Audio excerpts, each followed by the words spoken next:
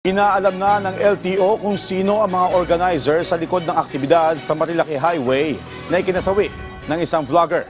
Bukod sa pagbabantay sa naturang highway, magmo-monitor na rin ang ahensya sa social media upang matunton ang mga rider na gumagawa ng mga delikadong stunt sa kalsada. Si Bernard Ferrer sa sentro ng balita live. Bernard.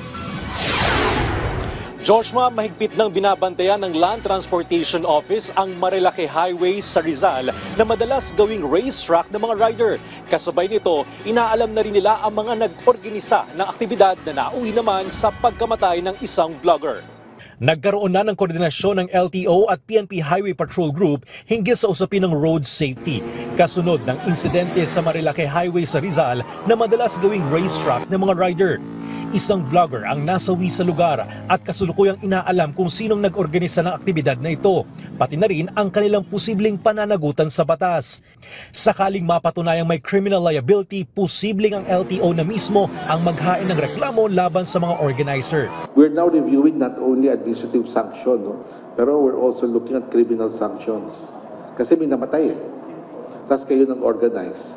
Offhand, there might be some criminal liabilities there. Bilang karagdagang hakbang, hihingin din ng LTO ang tulong ng local government unit ng Rizal upang maiwasan na maulit ang kalintulad na insidente. Babantayan din ng LTO ang social media upang matunton ang mga rider na gumagawa ng delikadong stunt sa kalsada at mapanagot sila sa batas. Samantala, pinakikilos na ng LTO ang kanilang regional director sa Davao Region upang kasuhan ang mga rider na gumagawa ng Superman stunt sa Tagum City.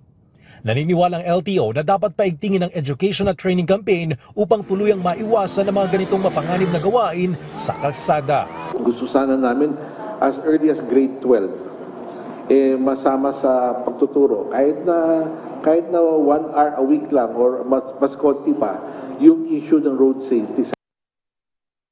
Joshua, nakuha na ng Hermano Sugar ang kanilang 200,000 pesos insurance claim matapos masangkot sa aksidente ang isa nilang truck sa Katipunan flyover sa Quezon City noong nakaraang taon. Ang naturang halaga ibibigay sa mga biktima. Balik sa iyo, Joshua. Maraming salamat, Bernard Ferrer.